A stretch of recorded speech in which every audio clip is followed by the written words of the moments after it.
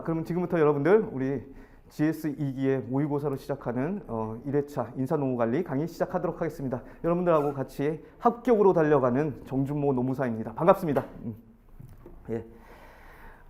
아무래도 모의고사다 보니까 이게 코로나 시국인데도 불구하고 이렇게 학원으로 이렇게 나와주셔서 이렇게 공부들을 하고 있는 걸 보니까 한편으로는 상당히 대견하기도 하고 한편으로는 좀 짠합니다.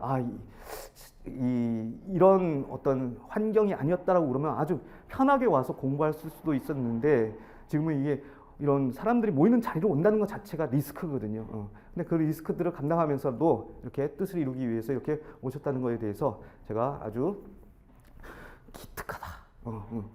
특별한 칭찬을 이렇게 드립니다.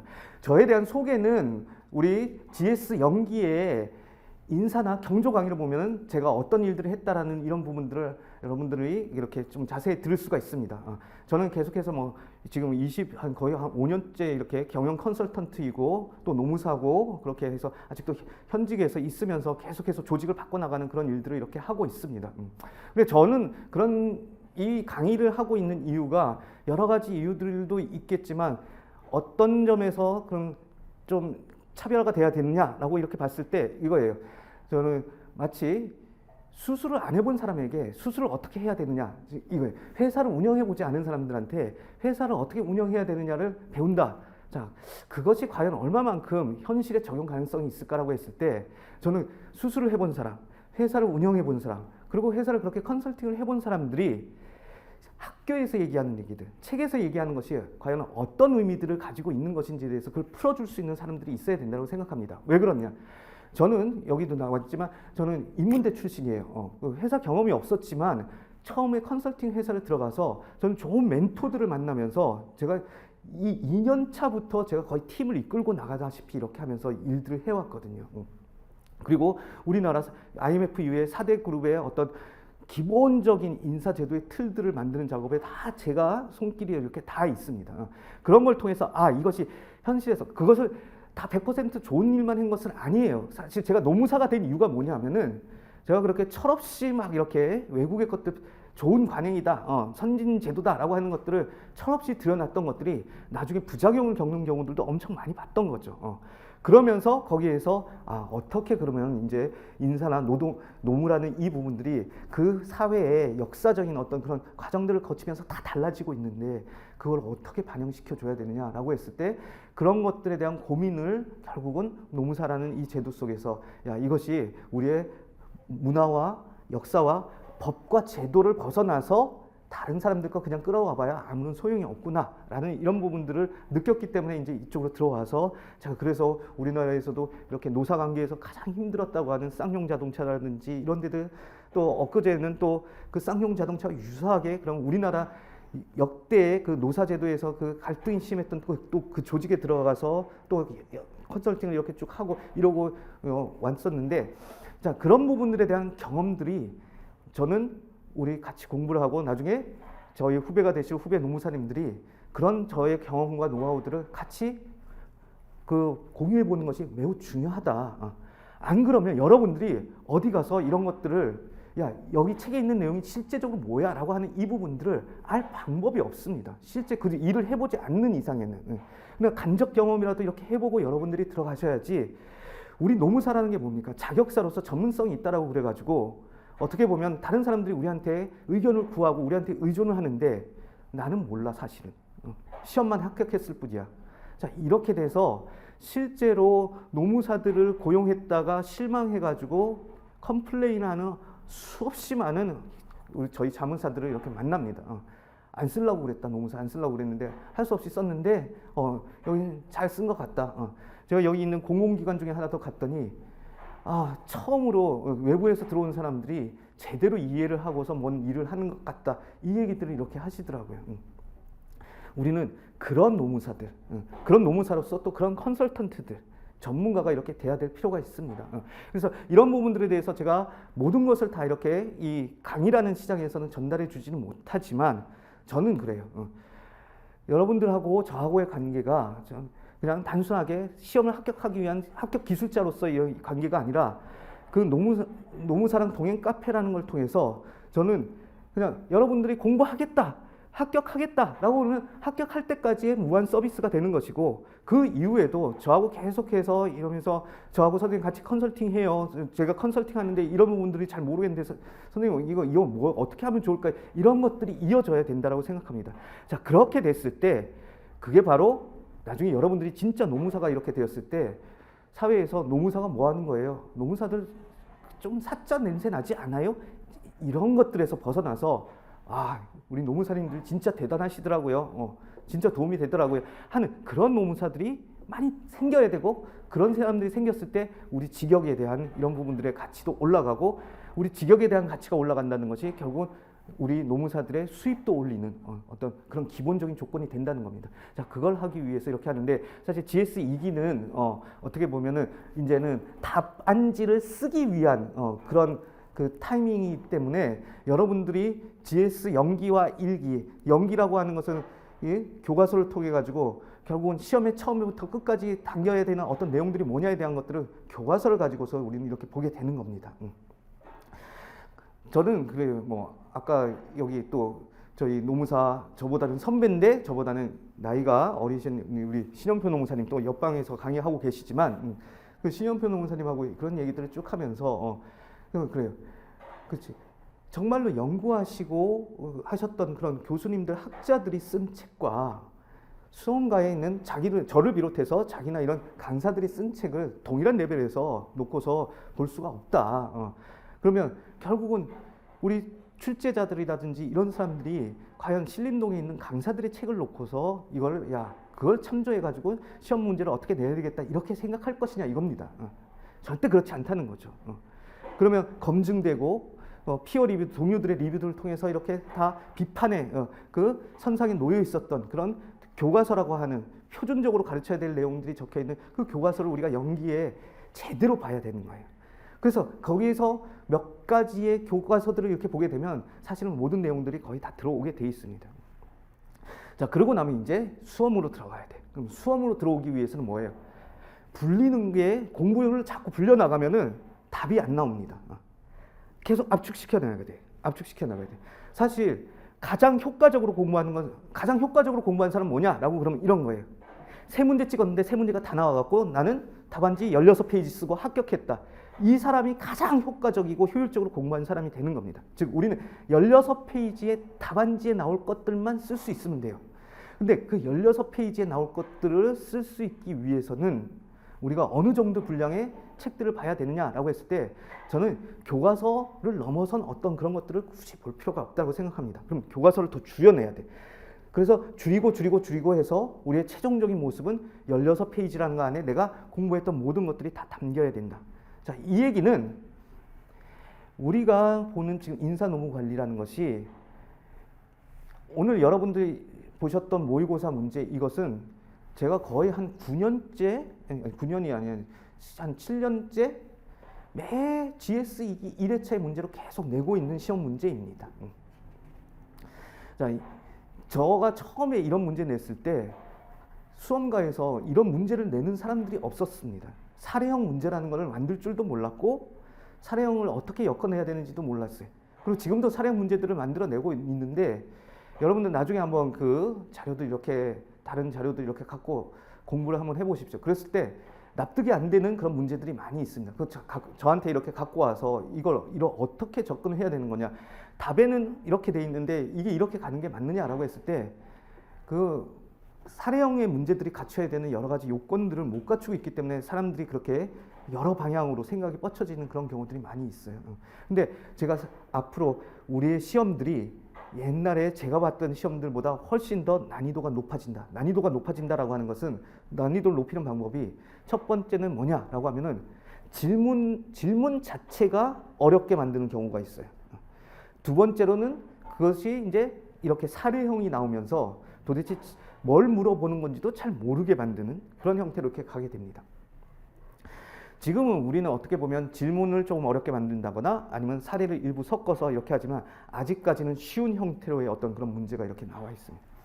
자, 그런 것들에 대해서 우리가 사례형의 문제들이 나오면은 사례형도 한 종류의 타입이 있는 게 아니에요. 여러 타입들이 있어서 그걸 하는데 앞으로는 경영조직론이든 인사노무관리 문제들은 간에 사례형은 기본적으로 나온다라고 이렇게 봐야 됩니다. 우리 옛날에 노동법 시험에는 사례형이 그렇게 많이 안 나오다가 지금 노동법이나 뭐 행정쟁소법은 계속 사례형의 그 판례를 가지고서 이렇게 냈죠.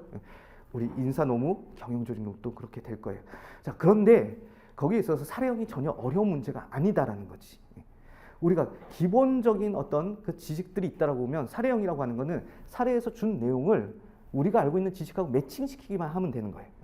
그래서 그 매칭시켜서 그것을 논리적으로만 잘 풀어주면 돼. 자, 그런 문제들이 이렇게 될 것이고, 그 다음에 문제들은 되게 전통적으로 나왔던 논술형 문제, 그 다음에 그 서술형 문제, 설명문 문제, 논술 문제, 설명 문제, 이것들로 이렇게 나오게 돼요. 그것들은 이제 저하고 2기, 3기에 이렇게 같이 공부를 해 나가시면서 세트로 이렇게 하다 보면 그것들을 거의 다 다루게 됩니다. 그 타입들을 다 다루게 될 것이고, 그다음에 여러분들이 이제 교재가 일단 우리 강의 워크북이 기본적인 어떤 그 교재가 이렇게 될 것이다라고 이렇게 얘기를 했는데, 여러분들 지금 이 하루 30분 인사하라는 이 책도 있습니다. 하루 30분 인사하라라고 하는 책은, 이거는 타이밍이 언제 써야 되냐면은 연기와 일기를 해본 사람들이 이걸 쓰는 거예요. 그래서 적어도 한번 복습 인증이라는 과정은 책 하나를 이렇게 쫙 한번 내가 이렇게 글로 써보면서 정리가 된 다음에, 요거는 정말로 시험을 위해서 암기를 위해 가지고 쓰는 책입니다. 그래서 처음부터 따라오셨던 분들은 이 하루 30분 인사하라를 어디서부터 보느냐라고 하면은, 이 하루 30분 인사하라는 원래는 엑셀로 한 25페이지 정도 됐어요. 25페이지 장도 아니에요. 그 25페이지 엑셀로 최종 제가 이제 파이널 강의들을 이렇게 하면서 그걸 해줬던 것을 지금 요걸로 이렇게 다시 바꿔놓은 거예요. 경영조직론 같은 경우에는 17페이지로 그냥 다 정리를 이렇게 해냅니다. 압축해서 이렇게 해내요. 그것인데, 하루 30분 인사라는, 그러니까 핵심적인 내용들을 중심으로 해서 제일 앞에는 똑같은 내용이 4번 들어갑니다.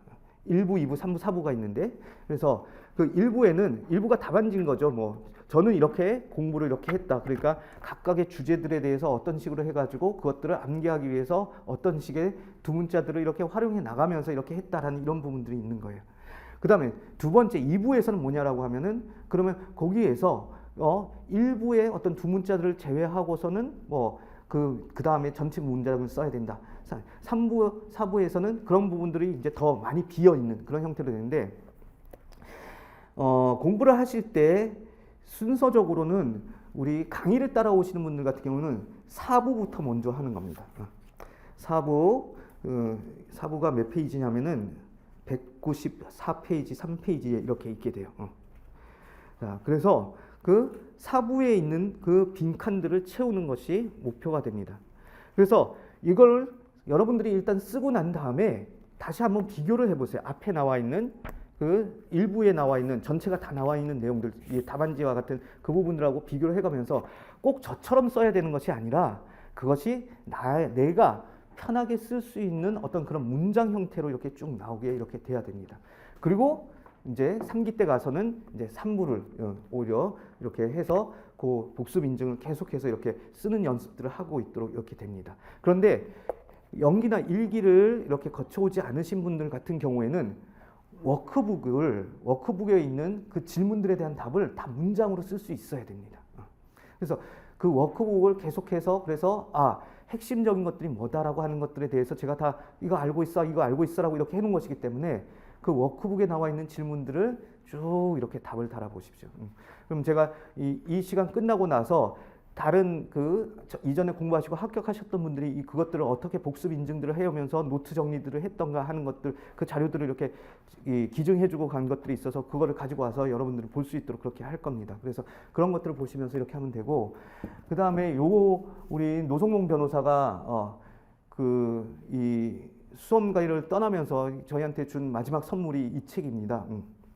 인사가 문제다. 이제 뭐 노성봉 변호사 같은 경우는 지금도 저하고 같이 이제 여러 가지 그런 일들을 이렇게 우리가 법원 쪽으로 올라가야 되는 일들에 관련해서 협력 작업들을 이렇게 하고 있고 그렇게 하는데요. 이게 이제 문제집이에요. 인사와 관련된 문제집인데, 이 문제집에서 제가 가끔씩 몇 번 문제를 풀어봐라라고 이렇게 할 수도 있고, 여러분들이 공부를 오래 하셨던 분들 같은 경우에는 여기에서 이런 규칙이죠. 매 3, 6, 9, 12 형태로 해서 그것들을 매주 내가 뭐 2개씩 이렇게 이걸 시험을 보겠다. 여기 나와 있는 거 가지고서. 그래서 그걸 이렇게 작성을 해서 저한테 이렇게 주시면 제가 거기에 대해서 어떤 피드백을 이렇게 해드리고 할 수 있는 그런 자료가 됩니다. 그래서 이것은 참조적으로 그렇게 더 공부를 하셔야 되는 분들, 이제 되게 오래 공부하셨던 분들은 요거까지 이렇게 해서 기왕 그러면 공부할 때 제대로 좀 해봐라, 문제를 풀어봐라 라고 하는 입장에서 이걸 하는 것이고, 그 다음에 앞에 공부가 조금 이렇게 많이 이렇게 쌓여 있지 않은 경우에는 워크북이 위주고, 그거를 했다, 한 번이라도 했다라고 하면 그분들은 하루 30분 인사하라로 이렇게 넘어와서 우리가 계속해서 진도를 이렇게 맞춰오면, 그렇게 하면 됩니다. 자, 그렇게 저희들이 교재들을 활용할 것이고, 전체적으로 이 2기, 3기는 이렇게 돼요. 우리가 2기 때는 50점짜리 시험을 보는데, 50점짜리라는 거는 50분을 보는 것이고 100점짜리는 100분을 이렇게 시험을 보게 되는 겁니다. 똑같이 그렇게 보게 될 것이고, 거기에서 그렇게 50분 시험 보고 또는 100분 시험 보고 10분 쉬었다가 이제 여러분들한테 제가 쓴, 그러면 저는 이 문제를 낼 때 어떠한 답안을 기대하고 했는가, 그것을 샘플 답안이라는 형태로 해서 제가 다 여러분들한테 이렇게 제공을 하고 있습니다. 그 샘플 답안이라고 하는 것은 이거예요. 답안지에 이렇게 썼을 때 실제로 쓸 수 있는 분량만큼만 이렇게 나오는 겁니다. 수험가에서 실제로 쓸 수 있는 답안을 주는 경우들이 거의 없었다. 저는 그렇게 알고 있어요. 다른 수험생들이 그러더라고요.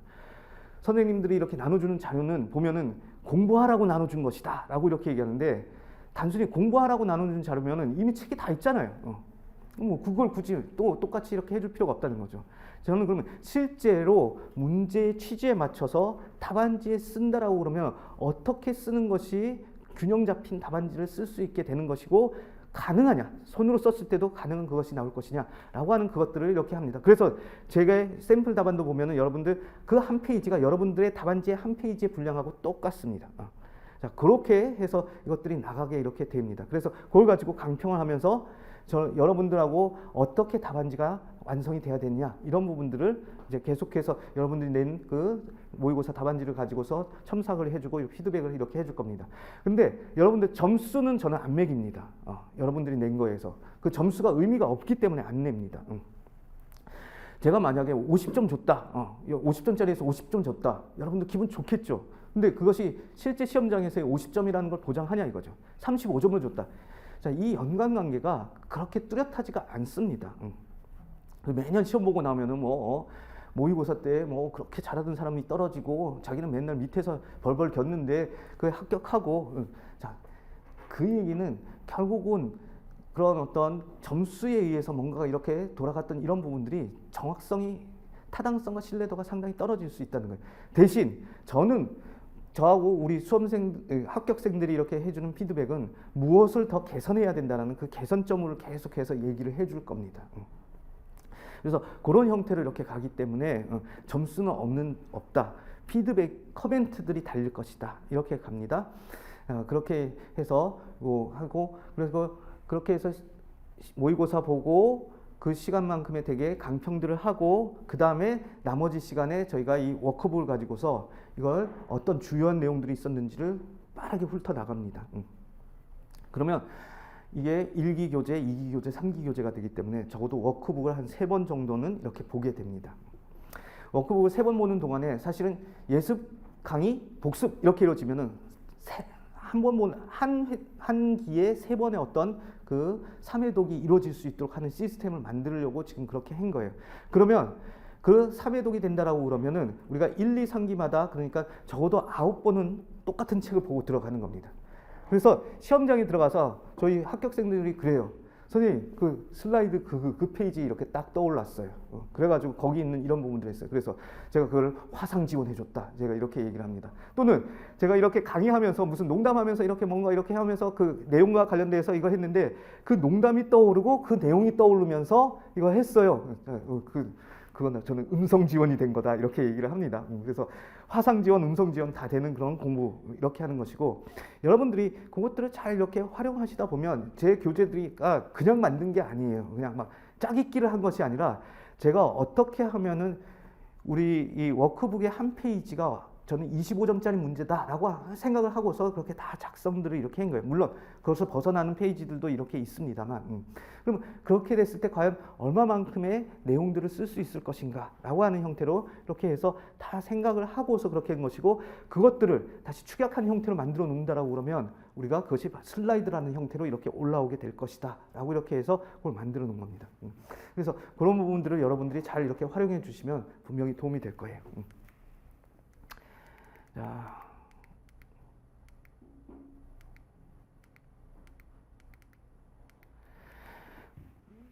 우리가 이제 이 답안지를 쓰게 되면 이거 좋은 답안지는 뭐냐, 고득점 답안지는 뭐냐라고 그랬을 때 저는 그렇습니다.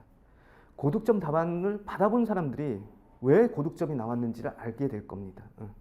근데 뭐 아시겠지만 제가 뭐 경영조직론 같은 경우에 저 84.7점을 맞았거든요. 2차 시험에서. 그 84.7점을 받을 때 그때 전체 수험생들 평균이 38점인가 39점인가 그랬었어요. 그러면 그 상황에서 이거를 지금 우리 표준 점수제로 바꾸게 되면 저는 100점이 나와요. 왜냐면 100점보다 더 표준 점수화 시켜놓으면 우리가 그 100점도 넘어가는 점수가 나오는데, 그렇게 100점도 넘어가는 점수가 나올 때는 그냥 100점을 부여하는 걸로 이렇게 되기 때문에 그렇습니다. 근데 그 점수가 나올 때 저는 제가 84.7 이렇게 받았는데, 그 점수가 나올 때 저는 85점에서 90점 사이 점수 나오겠구나 이렇게 저는 알고 있었어요. 왜 알고 있었느냐? 제가 그 시험을 볼 때가 거의 뭐 제가 이 일을 한 지가 그 컨설턴트로서 어떻게 보면 우리 교수님들보다 더 먼저 필드에서 이 분야에 대해서 공부하고 적용하고 사람들에게 교육하고 이렇게 있었던 내용이기 때문에, 그리고 그런 것들을 가지고서 뭐 이런 회사들 안에서 뭐 승진 시험이라든지 뭐 이런 것들을 이렇게 또 하면서 돌리면서 했던 경험이 있기 때문에 이 정도 썼으니까 적어도 뭐 한 85점에서 90점은 나오겠지 이렇게 했는데 거의 근접하게 이렇게 점수가 나온 겁니다. 그걸 예측할 수 있었던 이유는 뭐냐라고 하면은, 출제자들과 채점자들은 그러면 어떻게 문제를 출제하고 점수를 주게 될 것인가라고 하는 그 입장에 들어가게 되면 이거예요. 출제자들은 문제는 이상하게 뽑아내도 좋아요. 괜찮아요. 근데 나중에 채점을 했을 때 그 사람들한테서, 시험을 본 사람들한테서 나오는 그 불평, 불만을 다 디펜스를 할 수 있어야 돼요. 합리적으로 디펜스를 할 수 있어야 됩니다.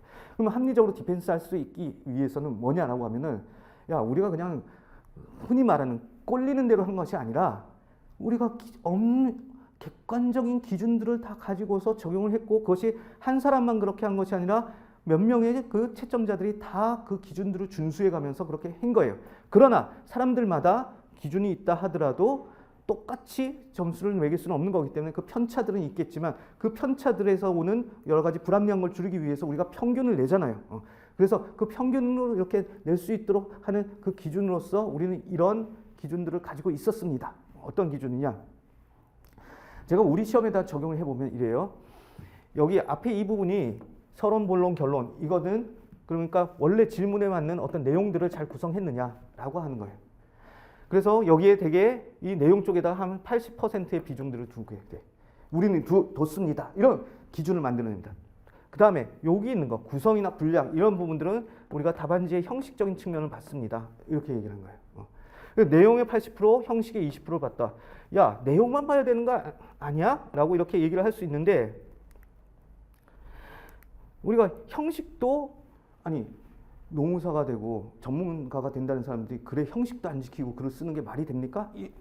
그렇잖아요. 그러니까 형식적인 부분들도 우리는 봤다. 그래서 그것이 한 20%가 됐다. 그리고 그 안에서 그러면 내용에 있어서는 우리가 서론, 본론, 결론에다가 100점을 뭐 15%에서 10%, 50에서 60%, 15에서 10% 이렇게 다 이렇게 했다. 그 다음에 형식적인 측면에 있어서는 그 글의 구성적인 측면하고 그 글의 분량적인 측면, 이걸 본다. 자, 근데 분량 가지고 한다 이 얘기는 뭐냐면은 글의 분량이 어땠느냐 이렇게 얘기를 하잖아요. 그 글이 얼마나 충실했는지, 이 답안이 얼마나 충실하게 작성됐는지를 우리가 봤습니다. 자, 이렇게 얘기했을 때 적어도 야, 이런 기준이 있었네.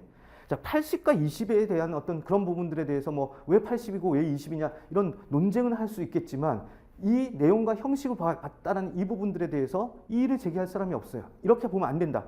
그리고 나중에 80, 20을 이렇게 한 것에 대해서는 왜 70, 30은 아니에요? 또는 왜 90, 10은 아니에요? 뭐 이렇게 얘기는 할 수는 있겠지만 이것이 80, 20으로 해서는 안 된다라고 반증할 수 있는 사람들은 없다라는 거지.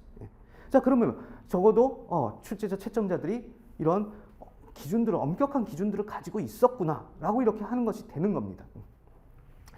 자, 그래서 여기서 이 내용들을 알기 위해서는 결국 우리가 공부했던 것들을 이해하고 암기해서 쓸 수 있어야 돼. 근데 이해하고 암기해서 쓰는 이 부분들로 그치는 것이 아니라 이제 형식적인 부분들도 매우 중요하다는 얘기예요. 우리 교수님들이 채점하게 될 때 거의 한 2,000명 정도, 2,000명 거를 이렇게 하게 됩니다. 그거 시간도 거의 한 20일에서 30일 요 정도뿐이 안 줍니다. 그러면 거의 뭐 하루에 100개씩 해야 된다라는 어떤 계산들이 이렇게 나오게 됩니다. 그러니까 이제 수험생들은 그러는 거죠. 말이 되냐? 하루에 100개씩 어떻게 제대로 채점하겠느냐? 채점자들 다 XS 새끼들이다. 지들 막 제대로 보지도 않고 해줬다라고 그러는데, 자, 그거는 이거예요. 정말로 해보지도 않은 사람들이 어떻게 그 사람들이 어떻게 하는지를 알고서 그러는 거예요. 자, 2,000매 시험이 들어오면 1,000매는 안 봐도 돼요. 그냥 쓰레기통 가도 돼요. 왜냐하면 그것이 마치 여러분들은 1회차 여러분들의 답안지와 비슷할 것이기 때문에 뭐가 이렇게 잘 작성이 안 돼 있어요. 그래서 그것들은 굳이 일일이 다 보지 않고 점수를 매기지 않아도 다 밑으로 내려놓을 수 있습니다. 그러면 1,000매 정도가 이렇게 나와요. 그럼 1,000매 정도면 하루에 한 30개에서 50개 정도만 이렇게 하면 된다는 거예요. 근데 그 30개, 50개 중에서도 또 절반은 야, 이거는 내가 일일이 읽어보지 않아도 되는 어떤 그런 답안지인 거예요. 쓰기는 썼는데 그냥 후딱 봐도 이거는 그냥 45점? 왜? 잘 쓰지를 못한 걸 아니까. 자, 45점과 48점이 왜 3점이 차이가 나요? 그거에 대해서 이유를 밝혀라라고 할 이유도 없어. 그러니까 45점, 46점, 43점 꽈락 이렇게. 그러면 실질적으로 20개에서 30개 정도의 거를 이렇게 보게 되는데 그 20개에서 30개를 볼 때 이거예요. 출제자들이 꼼꼼하게 읽어보는 답안지를 써내야 될 것이냐, 아니면 출제자들이 꼼꼼하게 보지 않았음에도 불구하고 쓱 넘어가면서 점수를 주는 답안지를 만들어야 될 것이냐. 저는 채점자들이 꼼꼼하게 보면 볼수록 뭐예요? 허점들을 잡아낸다고, 우리 답안지에서. 그러면 우리는 어떤 답안지를 만들어내야 되냐? 결국은 채점자들이 이렇게 딱 보고서는 꼼꼼하게 안 읽어봤는데도 잘 쓴 답안지를 써야 되는 거야. 꼼꼼하게 읽어보지 않았지만 잘 쓴 답안지라고 하는 건 결국은 그것들이 형식적인 측면들을 어떻게 잘 반영하고 있다는 겁니다. 그 형식적인 측면이라고 하는 것들은 그러면 어떻게 되어 있을 것이냐? 자, 이 사람이 글을 구성적으로 잘 썼다라고 하는 것들은 어떻게 할 거예요? 거기에 대해서 야, 제일 잘 쓴 거는 뭐 이런 기준들을 주는 게 아니야. 그냥 이렇게 내가 1,000개 해보니까 이 정도에 대해서는 수험생 평균 수준이더라. 반면에 이 사람들이 암묵지적으로 이렇게 판단했을 때 이거 봤더니 그것보다는 잘 썼어. 평균보다 조금 잘 썼어. 아주 잘 썼어. 자, 이런 기준들은 그 전문가의 어떤 경험과 노하우에 의해서 우리가 그걸 충분히 하도록 할 수 있다는 거지.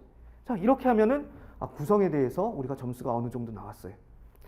다음에 이 답안이 정말로 다른 사람들의 답안들에 비해서 충실하게 잘 된 건가?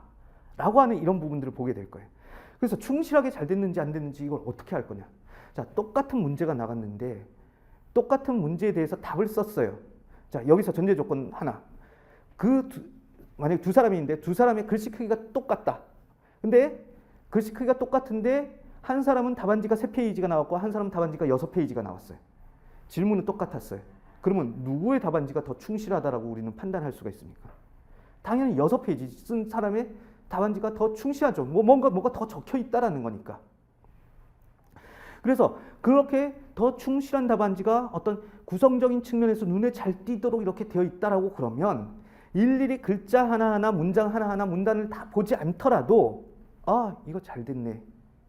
이거 62점, 63점 이렇게 주고 넘어간다는 거죠.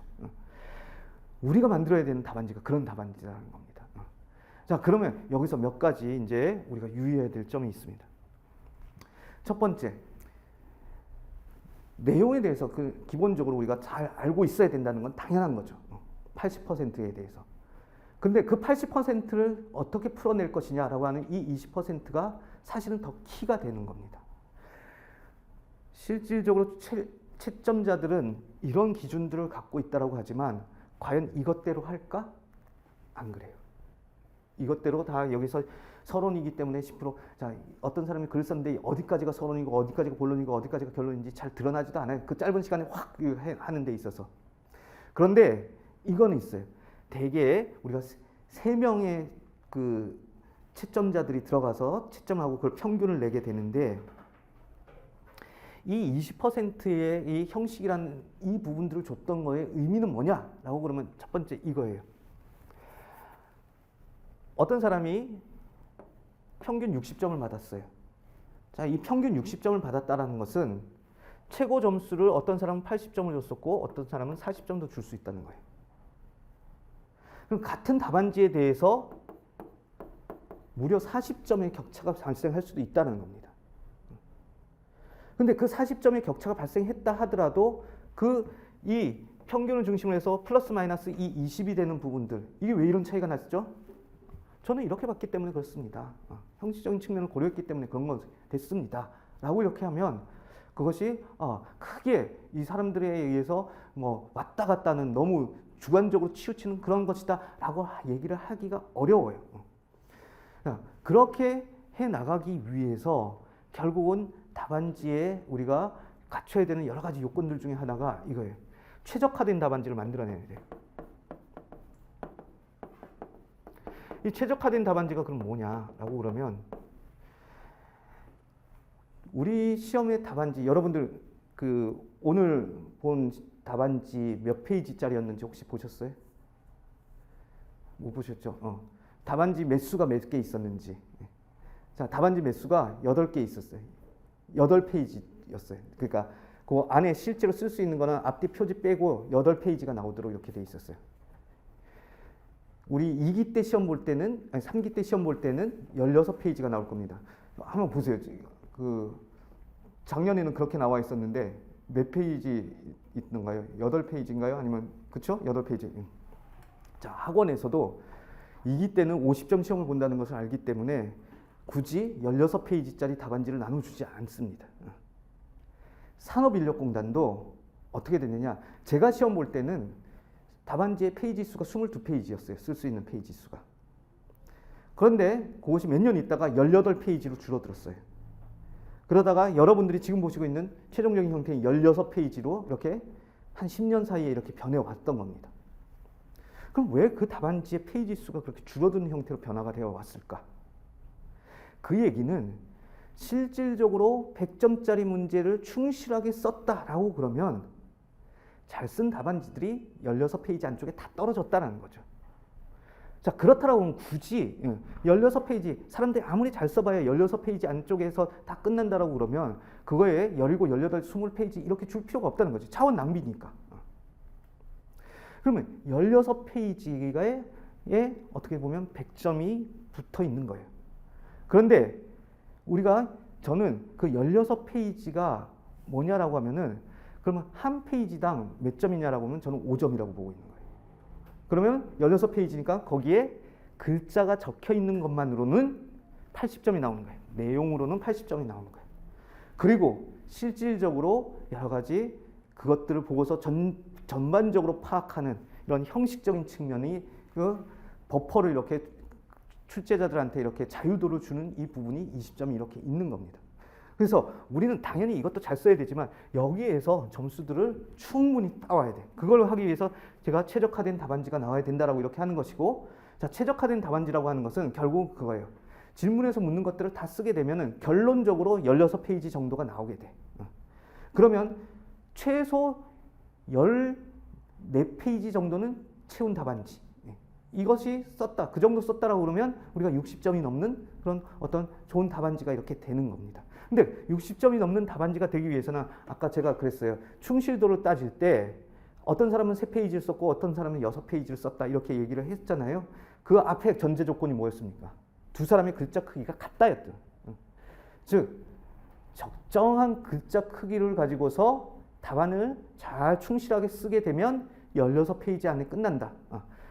그러면 그렇게 16페이지 안에 끝나면서도 충실하게 하는 그 글자 크기가 뭐냐?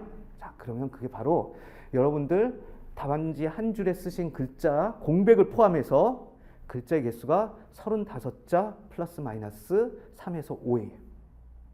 여러분들 그거 아마 제가 이제 첫 번째 시험이라서 제가 그거 일일이 세가지고 아마 그 얘기들을 이렇게 해줄 겁니다. 그러면 어떤 분들은 글자 크기를 키워야 되고요. 어떤 분들은 글자 크기를 줄여야 돼요. 네. 그 다음에 글씨체가 나쁘신 분들은 한 줄에 들어가는 글자들의 숫자를 조금 줄여야 돼요. 35자였다라고 하면 한 33자 정도가 들어가게 해야 돼요. 근데 글씨체가 좋은 분들인 경우에는 35자에서 조금 넘어가도록 이렇게 하는 것이 결국은 더 답안지가 이렇게 꽉 차 있는 느낌을 주면서 아, 잘 썼구나 라고 하는 이걸 주게 된다는 거예요. 이렇게 얘기할 수 있는 이유가 제가 그렇게 해서 84.7을 받은 겁니다. 자, 그렇게 되면 우리 답안지 한 페이지에 들어가 있는 줄수가 22줄이에요. 그러니까 그 22줄 안에 되게 잘 배치가 된다라고 그러면 제목 쓰고 그 다음에 밑에 문단이 이렇게 설명하는 문단이 들어와서 그렇게 제목과 문단으로 이루어지는 그걸 한 세트라고 봤을 때 그것이 3세트에서 5세트 정도까지 이렇게 들어가 있게 되면 답안지가 아주 꽉 차 있게 이렇게 보이게 됩니다. 그렇게 해서 작성을 하게 되면 되게 이 답안지 하나 안에 되게 한 글자 수로 보통 한 500글자? 500글자에서 조금 크게 쓴 사람은 400글자, 많이 쓴 사람은 600글자까지 이렇게 되는 거예요. 그렇게 해서 쓰게 되면 우리가 결국은 100분 동안의 시험을 본다라고 그러면 어떤 속도로 글을 쓰고 있어야 되느냐? 거의 2초에 3글자 정도를 쓰고 있어야 되는 거예요. 2초에 3글자를 쓴다는 얘기는 여러분들 엄청 빠른 속도로 계속해서 글을 쓰고 있어야 되는 거예요. 100분 동안에. 근데 여러분들이 그 속도로 글을 써야 16페이지에 충실한 답안지가 이렇게 나오게 되는데 자, 그걸 하는 동안에 일단 컨텐츠적으로 준비가 되어 있다 하더라도 나중에 팔 힘이 안 되는 분들이 계세요. 그래서 꾸준하게 팔 운동을 해야 돼요. 악력기 제가 그래서 연기 때부터 하시는 친구들한테는 악력기를 꼭 해라. 악력기 가지고서 쉬는 시간마다 계속 해야 된다. 그럼 어떻게 하느냐? 그걸 해서 10분 이상 연속으로 이걸 쭉 할 수 있을 정도까지 힘을 길러둬라. 이렇게 얘기를 합니다. 자, 10분 이상 연속으로 이걸 악력기를 땡긴다는 것이 엄청 힘듭니다. 처음에는 여러분들 남자들도 30초, 40초를 연속으로 이렇게 쭉쭉쭉 땡기지를 못하는 경우들이 대부분입니다. 운동을 평상시에 안 해왔으면. 자, 그런데 그걸 합니다. 해서 그렇게 되게 되면 팔이 아파서 이런 부분들은 없어져요. 몸이 안 좋아서 이런 부분들은 없어져. 그 다음부터는 정말로 자기가 어떻게 컨텐츠들을 머릿속에 구조화시켜서 놓고 있다가 그것을 문제와 잘 연결시켜서 풀어낼 것이냐 하는 이 부분들로 이렇게 오게 되는 겁니다. 자, 그렇게 이제 가는 모습들이 결국은 어디서 보여질 거냐라고 그러면 제가 여러분들 그 샘플 답안지를 쓸 때 하여튼 그런 요건들이 잘 이렇게 보여질 수 있도록 제가 실제 답안지를 쓴다라고 생각하고 샘플 답안을 만들어 놓은 것이기 때문에 여러분들이 그 샘플 답안이 어떻게 구성되어 있느냐 그것대로 쓰라는 것이 아니라 그런 구성의 요소들, 표현하는 방식들 이런 부분들을 여러분들이 잘 가져가셔야 됩니다. 자, 그렇게 가져가시면서 만약에 내가 필요한 부분들이 있다라고 그러면 필사하세요. 그래서 똑같이 한번 써보는 부분들 다 써볼 필요 없어. 요 부분들에 대해서는 요렇게 정리를 하니까 되게 좋네 라고 하는 부분들이 있다라고 그러면 필사를 하세요. 근데 그 필사를 할 때 답안지에 결국은 써보면서 제가 이 샘플 답안에 쓴 것들은 사실 한 줄에 거의 한 40자 정도까지도 들어가게 이렇게 썼어요. 그래서 조금 많기는 하지만 여러분들이 그 정도 이 전체적인 줄수가 비슷하게 나오도록 그렇게 그 글자 크기, 최적화된 글자 크기를 여러분들이 찾아내야 돼. 써보면서 찾아내야 돼. 그러면은 우리 그 합격 수기 이런 거에 보면은 어떤 분이 그래요. 아름다운 답안지를 쓰게 됐다라는 이런 얘기들이 나와요. 근데 그 아름다운 답안지를 그분만 쓰게 된 것이 아니라 결국은 아주 유사한 형태의 이렇게 딱 봤을 땐 내용은 다 다르고 제목도 다르게 달려 있지만 비슷하게 이렇게 한 사람이 쓴 것 같은 느낌이 들어요. 근데 그게 비슷하게 한 사람이 쓴 것이 아니라 뭐냐면은 흔히들 말하는 연구 논문들, 우리 학계에서 쓰이는 논문들, 잘 쓴 논문들이라고 하는 그 논문이 가지고 있는 그 구조의 어떤 모습들, 그거하고 유사하게 이렇게 나오게 되어 있습니다. 자, 그것이 결국은 교수들, 채점자들한테도 자기가 평상시 읽어보던 글의 어떤 모습들하고 크게 다르지가 않다라는 거지. 그럼 빨리빨리 그것을 읽어낼 수 있는 어떤 그 프레임을 바로 주기 때문에 일일이 다 한 글자 한 글자 읽지 않아도 얘 잘 썼네, 잘 썼네, 이렇게 하면서 넘어가서 좋은 점수 주고 끝나게 이렇게 될 거라는 거예요. 그래서 그런 부분들이 담겨 있는 것들을 여러분들이 이렇게 잘 또 가져가는 것이 중요합니다. 그러면 여기에 대해서 이제 우리가 그런 얘기들을 많이 합니다. 인사논문이나 경영조직론 같은 경우는 경영학 과목은 구름 잡는 소리를 해가지고 휘발성이 너무 강하다. 도대체 글을 어떻게 써야 되는지 모르겠다. 뭐 이런 얘기들을 쭉 합니다. 저는 그래요. 그러니 하수들이다. 그러고서는 와서 이럽니다. 잘 비볐으면은 나온다. 또는 그 수험생들 카페에 흔히 많이 나오는 얘기는 인사는 공부 하나 안 하나 점수가 똑같다. 이런 얘기를 합니다. 공부 하나 안 하나 똑같더라고 그러면 왜 그렇게 그런 강의들을 들으면서 그렇게 하고 있냐 이거죠. 그런데 저하고 공부했던 사람들은 왜 그렇게 점수들이 막 10몇 점씩 올라가고 합격을 하냐 이거예요. 제대로 알고서 짚어내면 무엇을 봐야 된다, 무엇을 적어야 된다가 명확하게 알게 되면 점수가 내가 왜 나왔는지 안 나왔는지 다 압니다. 저하고 공부하시면서 이렇게 합격하셨던 분들은 자기가 이번에 이런 부분들이 잘 돼서 합격했어요 라고 이렇게 하고, 저 참 안타까운 게 꼭 0점 몇 점 차이로 계속 이렇게 안 되시는 분들이 이렇게 나와요. 그분들은 그 0점 몇 점이 어디서 나온 건지 본인들이 스스로 알아요. 그래서 선생님 이런 부분들에서 이건 제가 그걸 극복을 못한 부분들이 있어요. 이렇게 얘기를 하거든요. 그 얘기는 뭐예요? 자기가 무엇을 해야 되는지 무엇을 하지 말아야 되는지를 알고 있다는 얘기가 되는 거거든요. 그러니까 이것이 출제자가 개판이네, 채점 기준이 엉망이네 이것이 아니라 어떻게 썼어야 되는데 나와보니까 썼어야 되는데 그 부분에서 내가 뭐를 못했네 이번 시험에서 이걸 안다라는 거죠. 자, 그걸 저하고 공부하면서 터득을 했다라는 겁니다. 여러분들도 그렇게 되실 거예요. 샘플 답안들을 보시면서 여러분들하고 비교를 해요. 그래서 저는 이래요. 여기 인강 들으시는 분들은 마찬가지지만 꼭 첨삭 피드백 이걸 받아야 되느냐? 저는 강평 듣고 샘플 답안하고 여러분들의 답안을 비교해봐서 스스로 뭐가 부족했는지를 그거를 찾아내서 그걸 보완하는 그 방법을 찾아내면 첨삭이고 점수고 다 필요 없다는 거지. 내가 이걸 하면은 올라가는 거구나 라고 하는 것들을 스스로 알게 됐으니까 그렇게 가는 겁니다. 그러니까 너무 저는 학원의 강의 시스템 너무 좋아요. GS 연기서부터 상기까지. 저는 직장 다니면서 학원을 왔다 갔다 하는 시간이 아까워가지고 학원을 안 다녔어요. 사실 학원이 있는지도 잘 몰랐어. 모르고 그냥 저는 어차피 인사하고 경영조직론은 내가 일하면서 가르치고 있는 게 그거니까 그거였어요. 그래서 법 과목 이렇게 해야 되는데 노동법 같은 경우는 노동법은 기본적으로 또 알고 있었던 부분들이 이렇게 있는 거고 이러니까 그걸 하면서 이제 대신 더 깊이 있게 들어가야 되는 거고. 저한테도 행정쟁송법이 문제였어요. 저는 행정쟁송법이 제가 초시생으로 시험 볼 때는 행정쟁송법이 필수 과목이 아니었어요. 선택 과목이었어요. 그래서 사람들이 분량이 적다고 그 선택 과목으로 행정쟁송법을 하는데 제가 유예로 시험 보게 될 때는 행정쟁송법이 필수 과목이 된 거예요.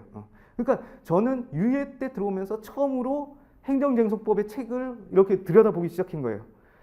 그랬더니 미치겠더라고. 이게 뭔 소리야? 완전히 막 외계어들이 막 남발하고 있는 거죠.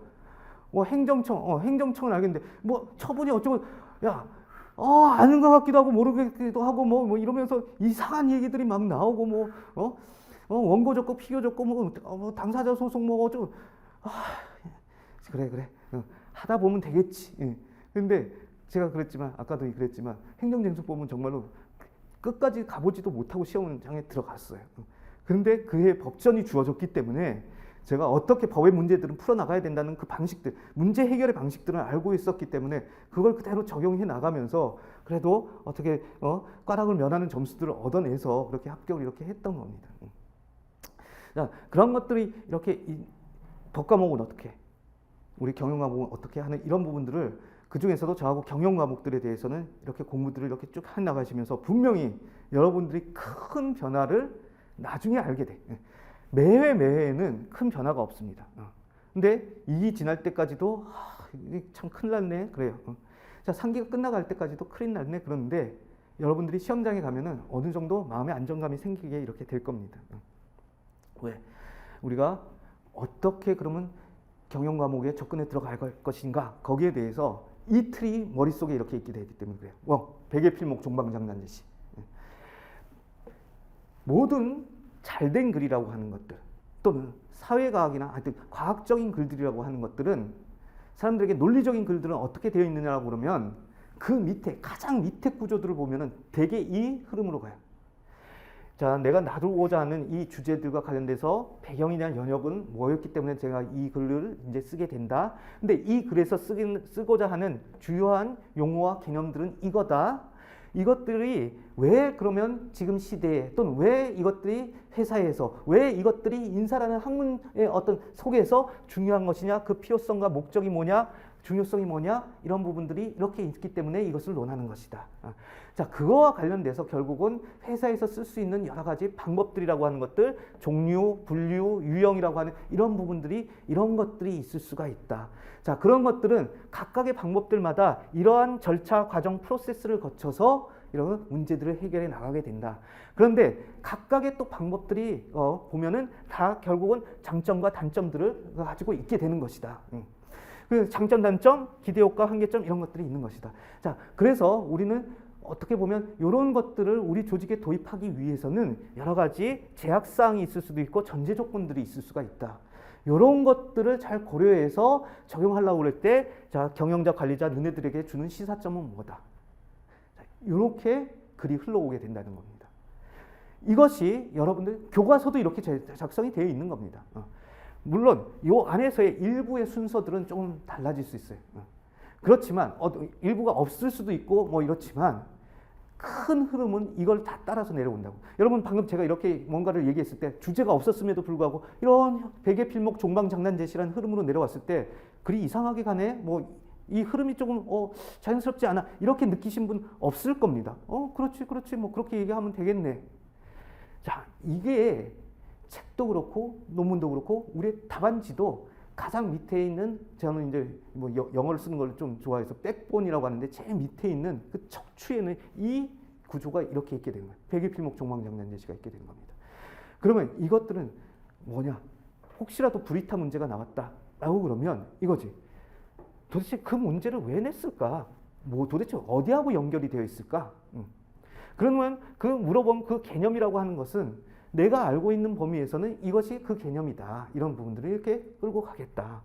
근데 그것이 왜 인사나 노무에서 중요하냐, 경영조직에서 중요하냐 하는 의미들은 우리가 이런 부분들이 있게 되는 것이다. 효율성이라든지 효과성이라든지 이런 부분들에서 이렇게 되는 것이다. 그럼 그것과 관련돼서 우리 인사 노무과 쪽에 있어서는 이런 방법들이 있을 수가 있다. 종류들이 있을 수가 있다. 그리고 각각의 그 종류들별로 어떻게 해나가는지에 대한 절차나 순서는 이렇게 될 것이다. 그리고 그것들이 각각 가지고 있는 장단점이 있다. 불이타라고 하는 문제들은 결코 우리가 배웠던 것에서 완전히 벗어나서 나올 수가 없다는 겁니다. 작년에 직장 내 괴롭힘 문제가 불이타였다라고 이렇게 얘기를 하는데요. 자, 직장 내 괴롭힘 문제는 불이타가 아니라 윤리적 인적 자원 관리로 풀어내면 되는 거였어요. 왜? 사람들 괴롭히면 안 되잖아. 우리 직장 내에서. 그것이 노동법의 문제, 노동법에 우리가 그 근로기준법 제76조의 2부터 3까지를 잘 알고 있었으면 그 얘기들을 갖고 오면 되지만 직장 내 괴롭힘을 왜 물어봤을까? 인적 자원 관리에서는 도대체 이것이 무엇과 관련이 되어 있을까? 쭉 생각하다 보면 우리가 배웠던 윤리적 인적 자원 관리구나. 그래서 그렇게 연결 지어가면서 이렇게 쭉 쓰면 된다는 거예요. 그래서 작년에 윤리적 인적 자원 관리로 연결해서 거기에서 상식적인 얘기들 이걸 풀어냈던 친구들은 다 합격을 했어요. 좋은 점수들 받았다는 거죠. 자, 그렇게 해서 쭉쭉쭉 이것들을 이렇게 써나가면 돼. 자, 그러다 보면 나중에는 불이타, 내가 예상하지 못했던 문제가 나왔을 때에도 그럼 어떻게 그를 풀어나가야 될까라고 했을 때 이것들에 의해서 엄청나게 우리가 연습을 하게 되거든요. 워크북도 사실은 이 흐름에 의해서 거의 다 작성이 돼 있는 것이고요. 우리 샘플 답안도 거의 이 흐름대로 갑니다. 여러분들의 교과서들을 보세요. 교과서들도 우리 연기 때 제가 하라는 것이 뭐였어요? 교과서에 어떤 문단이 나오면 이것이 백의 필목 종막장난지시 중에 뭐에 해당되는 것이냐라는 것들을 찾아봐라 라고 이렇게 했던 거예요. 그러면 그 앞에 그런 것들을 달게 되면 이 틀에서 크게 벗어나지 않는다라는 걸 알게 될 겁니다. 이걸 가지고서 그럼 한다. 그런데 이거지. 잘 쓴 답안지라고 하는 것은 나중에는 제목이 앞에 배경이 뭐다, 개념이 뭐다, 필요성이 뭐다 이렇게 나오는 것이 아니라 그것들이 물어본 주제와 관련돼 가지고 핵심적인 어떤 그런 포인트들을 잡아내서 출제자의 마음에 드는 어떤 제목 형태로 가야 되는 것이지 이 구조를 늘어놓는 것이 제목이 돼서는 안 된다라는 겁니다. 법률 과목, 법학 과목 같은 경우에는 이래요. 뭐 왜 항상 서부터 시작하는지 모르겠지만 첫 번째 뭐뭐의 의의, 두 번째 뭐뭐의 요건, 뭐뭐의 효과, 뭐뭐의 절차, 뭐뭐의 예외. 그래서 소결. 어떤 그런 부분들을 그냥 그대로 갖다 놓고 그 안에 내용을 박아줘도 상관이 없어. 근데 경영학 과목은 뭐예요? 어떻게든지 효과적이고 효율적으로 이렇게 해나가면서 우리는 뭐야? 안 읽어도 제목줄만 봐도 얘가 알고 있구나 모르고 있구나 이것이 드러나도록 그렇게 그 제목들을 뽑아내서 써주는 그 글들이 결국은 고득점을 받는 글이라는 겁니다. 옛날에 고득점 받으려고 그러면 수험가에서 강사하면 학생들이 다 뭐라고 했는지 아십니까? 설을 잘 써야 된다. 설을 잘 쓰는 게 뭐냐? 그러면은 얼토당토하는 이런 얘기들 어디서 유행 타는 얘기들 이런 것들을 막 갖다 줘야 된다. 자, 아직도 그러고 있어요. 그래서 저한테 가끔씩 그 상담하는 친구들이 그럽니다. 설을 어떻게 써야 될지 모르겠다. 그래서 짜린 전략이란 게 뭐냐? 그러면은 어떤 주제가 나와도 대략 두리뭉실하게 다 연결될 수 있을 것 같은 그거를 미리 정해놓는 거야. 서라는 부분들을. 앞에 1페이지에 쓸 내용을. 자, 그렇게 해서 써가지고 그걸 잘 썼다. 막 화려한 용어들이며 뭐 학자 이름이며 무슨 떠도는 이론이며 막 이런 거 갖다 썼다. 채점자들은 벌써 그걸 보는 순간에 얘가 이 문제를 이해하고 쓴 건지 아닌지를 다 압니다. 그래서 안 되는 친구들이 자기만 그렇게 생각한 게 아니에요. 그 1000명, 2000명 중에는 비슷한 그런 생각들을 하고서 그렇게 말도 안 되는 것들을 갖다 붙이는 그런 경우들이 이렇게 있습니다. 근데 저는 그거 다 필요 없다. 물어본 거에 대해서 답해라. 물어본 것만 잘 답해도 점수는 나온다. 서에다가 멋진 얘기들, 학자 이름의 이론에다가 엄청나게 맞지도 않는 얘기를 이렇게 풀어놓을 그럴 필요도 없다. 저는 배경도 필요 없다. 어떤 경우에는 그냥 여기서부터 쭉 나가도 된다. 여러분들 저의 샘플 답안지가 그렇게 되어 있는 겁니다. 그리고 이렇게 썼을 때 저하고 공부했던 분 중에 가장 짧게 공부하고 합격한 사람이 3개월 공부하고 진짜로 합격한 그 친구가 있어요. 3개월이냐 4개월이냐. 여러분들 저는 수험생 카페에 별로 이렇게 요즘은 순기능들보다는 안 좋은 기능들이 더 많은 것 같아서 이렇게 권장하지는 않는데 거기에 양봉업자라고 아이디를 가지고 글쓴이를 한번 검색을 해보세요. 그러면 그 친구가 저하고 이렇게 공부하면서 했는데 그 친구가 그렇게 짧게 공부를 했지만 제가 얘기했던 공부 방식을 아주 유사하게 그렇게 해왔고 그 친구가 그렇게 짧게 될 수 있었던 이유 중에 하나는 첫 번째, 그 친구가 여기 가까이 있는 학교의 경영학과 출신이에요. 그래서 이미 상당 부분 준비가 되어 있었던 거죠, 이쪽에. 그리고 이쪽에 가까이 있는 학교 다니는 친구들의 특징이 뭐예요? 아주 시험 최적화가 되어 있잖아요. 그러니까 어떻게 공부를 하는 것이 그런 수험에 맞춰가지고 빠르게 점수를 올릴 수 있는 방법이라는 걸 알아요. 그래서 그 친구가 그렇게 해서 합격을 이렇게 쭉 하면서 뭐라고 그랬냐면은 자기가 학교에서도 수험 들었지만 여기 와서 제대로 이렇게 배웠고 그 다음에 제가 제시하는 답안지 작성 방법이 화려하지 않지만 그것이 힘이 있는 답안지가 됐다라는 것을 알았다. 이런 표현은 이렇지는 않지만 하여튼 그 얘기가 거기에 있어. 자기가 쓴. 그러면 기교 부리지 말고 우리는 질문한 거에 대해서 아주 순진하게 묵묵하게 그러나 백일필목 종방장단제시라는 어떤 그 흐름에 따라 가지고 이걸 제시하면 점수가 나와요. 제가 그렇게 해서 84점 7을 받았던 거고 저하고 공부했던 다른 사람들도 다 그렇게 뭐 이거 60점은 다 넘어가. 넘어가게 이렇게 되어 있다는 거예요. 그래서 저는 항상 그래요. 야, 60.01로 합격하는 친구가 제일 공부 잘하는 친구다. 어떤 의미에서. 야, 뭐 제가 84.7급 맞은 거 가지고서 뭐 이렇게 얘기를 하지만 야, 합격하면은 그게 의미가 그냥 다 합격으로서 의미가 끝나는 것이지.